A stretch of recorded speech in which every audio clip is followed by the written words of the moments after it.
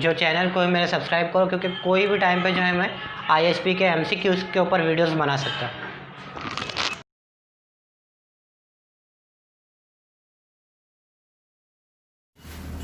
तो इसके पहले की जो वीडियो थी उसमें पहला चैप्टर देखे थे हमने, और अब जो है इस वीडियो में सेकंड चैप्टर देखेंगे, पंप्स एंड एक्चुएटर। तो इसके जो मेन टॉपिक्स है वो कवर करेंगे इस वीडियो में। पहले तो क्लासिफिकेशन ऑफ पंप, उसके बाद अलग अलग पंप्स की वर्किंग देखेंगे, और उसके बाद एक्चुएटर्स की वर्किंग देखेंगे, और लास्ट में पंप सिलेक्ट करने का क्राइटेरिया देखेंगे। तो अब हम लोग देखेंगे classification of pump. Pump are classified mainly into two categories. One is the positive displacement pump and the other one is non-positive displacement pump. Positive displacement pump का जो working principle है वो change in volume. It works on the principle of change in volume. और non-positive displacement pump जो है वो inertia force जो है उसके principle पे work करता है. Inertia force is used to displace the liquid. अब उसके बाद पॉजिटिव डिस्प्लेसमेंट पंप में दो टाइप है, एक रोटरी है और एक रेसिप्रोकेटिंग है।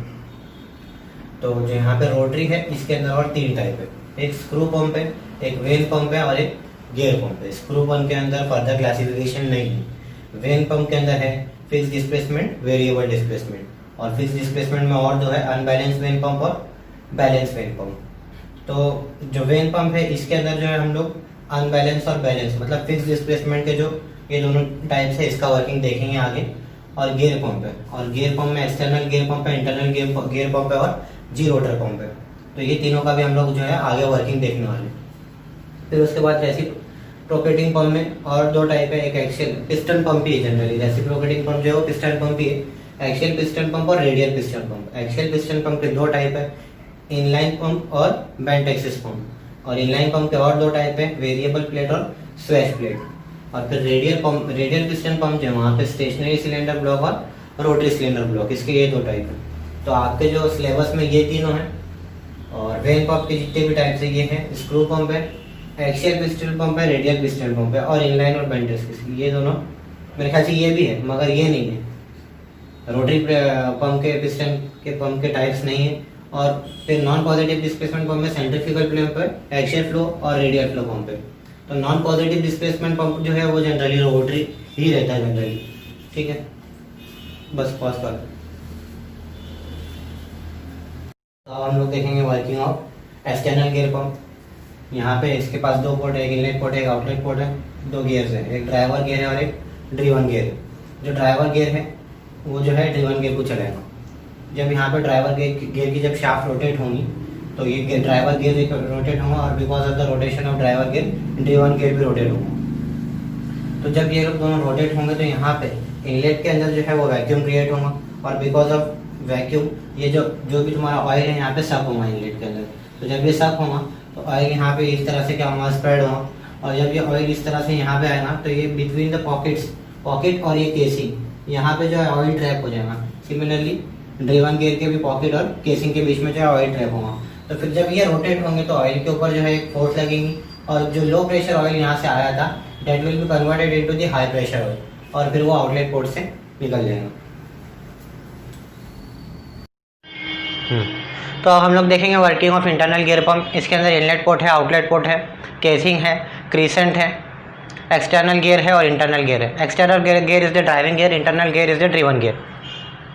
तो एक्सटर्नल गियर की जब शाफ्ट रोटेट होंगी तो एक्सटर्नल गियर रोटेट होगा, और because of the rotation of external gear internal gear भी रोटेट होने वाला है।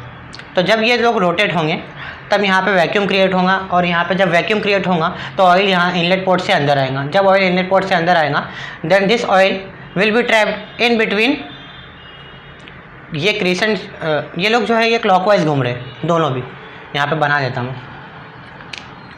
इस डायरेक्शन में घूम रहे। तो जब ये इस डायरेक्शन में घूमेंगे तो ऑयल जो है ये क्रीसेंट शेप स्ट्रक्चर, क्रीसेंट का और ये जो एक्सटर्नल गियर है इन दोनों के बीच में ट्रैप हो जाएगा। और सिमिलरली यहाँ पे सम अमाउंट ऑफ ऑयल जो इंटरनल गियर है और क्रीसेंट है तो इन दोनों के बीच में भी ट्रैप होने वाला है। तो जब ये ट्रैप होगा तो बिकॉज ऑफ दैट फोर्स, जो फोर्स हम लोग यहाँ पे जो दोनों गियर्स लगाने वाले हैं ऑयल के वजह से, ऑयल के ऊपर, तो उसकी वजह से उसका प्रेशर बढ़ जाएगा। And this low pressure oil coming out from inlet port is been converted into high pressure oil and been sent from outlet port. मतलब मेन वर्किंग यही है कि जो ऑयल है ये यहाँ पे ट्रैप होने वाला है और यहाँ पे ट्रैप होने वाला है, और यहाँ पे ये गियर फोर्स लगाएगा और यहाँ पे फोर्स लगेंगी, तो because of that force it will be converted into high pressure oil. बस इतना ही। सफ़ेद बात। हाँ, तो अब हम लोग देखेंगे working of gerotor pump. अभी हमने देखे थे एक्सटर्नल गियर पंप देखे थे, इंटरनल गियर पंप देखे थे, अब जो है जी रोटर पंप का वर्किंग देखेंगे। इसमें भी इनलेट पोर्ट है, आउटलेट पोर्ट है, और यहाँ पे जी रोटर गियर इस्तेमाल होता। जो बाहर वाला है वो आउटर जी रोटर है और जो अंदर वाला है वो इनर जी रोटर। आउटर जी रोटर के अंदर जो नंबर ऑफ टीथ है वो हमेशा इनर जी रोटर से एक ज़्यादा ही रहेगा। यहाँ पे इस डायग्राम में इसके अंदर 4 टीथ्स है, तो आउटर जी रोटर में 5 है। इसका भी वर्किंग सिमिलर है इंटरनल गियर पंप और एक्सटर्नल गियर पंप से। जब ये लोग मूव होंगे, इनर गियर पर जी रोटर मूव होगा तो उसकी वजह से आउटर जी रोटर भी मूव होगा, रोटेट होगा, सॉरी। तो जब ये लोग रोटेट होंगे तो यहाँ पे इनलेट पोर्ट में सक्शन क्रिएट होगा। बिकॉज ऑफ सक्शन ये ऑयल जो है यहाँ पे अंदर आएगा, सक होगा। ऑयल जो है यहाँ पे ट्रैप होगा, तो उस ट्रैप होने की वजह से तो यहाँ पे फोर्स लगेगी। बिकॉज ऑफ दैट फोर्स ये ऑयल इधर आएगा तो फिर then it will come again here, और उसके बाद और फोर्स लगेंगी और फिर यहाँ से जाएगा। ठीक है, तो अगेन जो वर्किंग प्रोसीजर है यहाँ पे इंटरनल गियर और एक्सटर्नल गियर और जी रोटर पंप का भी सिमिलर ही है। एक मिनट। अब जो है हम लोग working of unbalance when pump पढ़ेंगे। तो यहाँ पे इसके अंदर एक रोटर है जिसके अंदर स्लॉट्स है। स्लॉट्स क्यों है? ये वेन्स के लिए स्लॉट्स है। ठीक है, और यहाँ पे नंबर ऑफ वेन्स हैं। यहाँ पे हमारे पास केसिंग है, इनलेट पोर्ट है और आउटलेट पोर्ट है। जो रोटर है वो एक इसेंट्रिक डिस्टेंस पे जो है सेट करी हुई है, क्योंकि इसेंट्रिसिटी बहुत ज़्यादा ज़रूरी है। अगर इसेंट्रिसिटी नहीं रहेंगी तो यहाँ पे वैक्यूम क्रिएट नहीं होगा। ठीक है, तो यहाँ पे इसेंट्रिसिटी बहुत ज़्यादा ज़रूरी है। और अगर मैंने इससे और ज़्यादा इसेंट्रिसिटी लगा दिया यहाँ पे, मतलब इसको और मैंने नीचे ले लिया, तो उतना ही जो है लिक्विड जो है इसके अंदर आएगा और उतना ही जो है लिक्विड जो फ्लो रेट है हमारे को बहुत ज़्यादा मिलेगा। ठीक है, तो इसेंट्रिसिटी जितनी ज़्यादा हुई उतनी अच्छा है। तो यहाँ पर जब रोटर रोटेट होना स्टार्ट होंगी तो ये वेन्स जो है अपने अपने स्लॉट्स में जगह कैसे क्या होगा, स्लाइड होगा। And because of the sliding of this when यहाँ पे क्या होगा, इनलेट पोर्ट में सक्शन क्रिएट हो जाएगा। तो यहाँ पे इनलेट पोर्ट में जब सक्शन क्रिएट होगा तो ये जो वेन्स है, तो वेन्स जो है ये इस ऑयल को क्या करेंगे, पुश करते रहेंगे आगे। देखो, और इनलेट पोर्ट में जब ये ऑयल आएगा तब इसका जो वॉल्यूम है वो धीरे धीरे बढ़ते रहेगा। ठीक है, और जब ये 90 डिग्री पे आ जाएगा उसके बाद जो है इसका वॉल्यूम डिक्रीज़ होने लगेगा और ये आउटलेट पोर्ट के थ्रू जाएगा। मतलब क्या, यहाँ पे जब आएगा तो उसके बाद एक फोर्स लगाएगी। उस फोर्स वो फोर्स किसकी रहेंगी, ये वेन्स की रहेंगी। तो ये because of this when force ये क्या होगा, इसका लो प्रेशर जो है वो हाई प्रेशर के अंदर कन्वर्ट हो जाएगा और ये आउटलेट पोर्ट में आउटलेट पोर्ट से निकल जाएगा ऑयल। हाँ, तो हमने अभी तक जो है पम्प्स की वर्किंग पढ़े थे। जो इम्पोर्टेंट पम्प्स से मैंने उसकी वर्किंग पढ़ाया था। अब जो है मैं एक्चुएटर्स की वर्किंग पढ़ाने वाला हूँ। यहाँ पे single acting actuator, double acting actuator और double acting actuator with double piston rod मैं पढ़ाने वाला हूँ। तो सिंगल एक्टिंग एक्चुएटर को हम लोग सबसे पहले पढ़ेंगे। सिंगल एक्टिंग एक्चुएटर में क्या होगा, जो हाई प्रेशराइज ऑयल है यहाँ पे इनलेट में इनसाइड आएगा और ये जो स्प्रिंग के फोर्स है, स्प्रिंग के फोर्स के अगेंस्ट में वर्क करेगा ये ऑयल। तो जब ये स्प्रिंग के फोर्स के अगेंस्ट में वर्क करेगा और एक सफिशिएंट प्रेशर बिल्ट अप कर लेगा तो ये जो पिस्टन है, ये पिस्टन जो है ये पीछे की तरफ मूव होना होगा, मतलब ये एक्सटेंड हो जाएगा।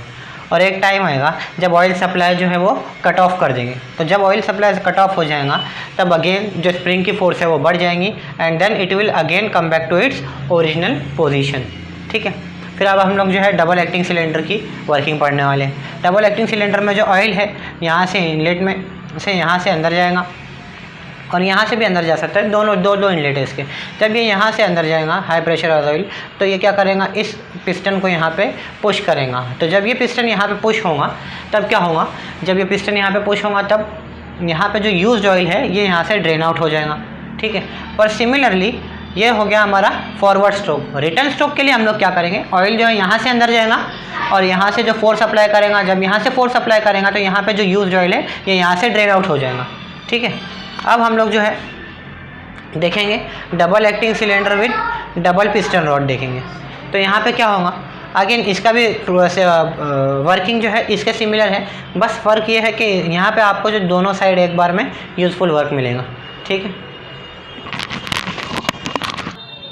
हाँ, तो अब हम लोग पढ़ेंगे working of telescopic cylinder. Telescopic cylinder में यहाँ पे देखो, ये सिलेंडर नंबर 1 है, ये सिलेंडर नंबर 2 है।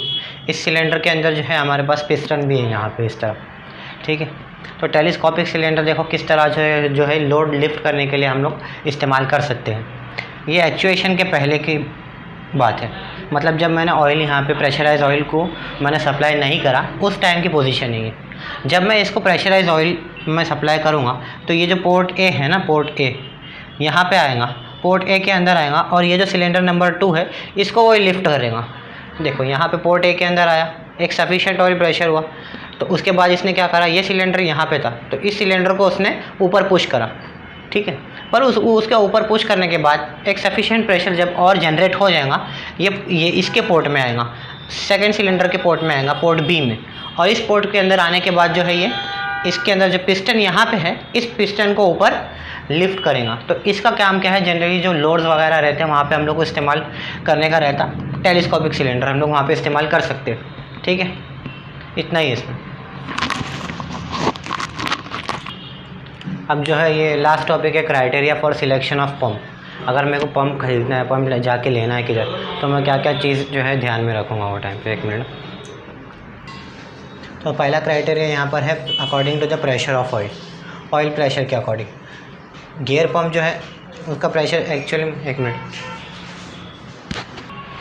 हाँ, तो according to the pressure of oil पहला क्राइटेरिया। गियर पंप का जो प्रेशर है 300 to 350 बार के बीच में रहेगा।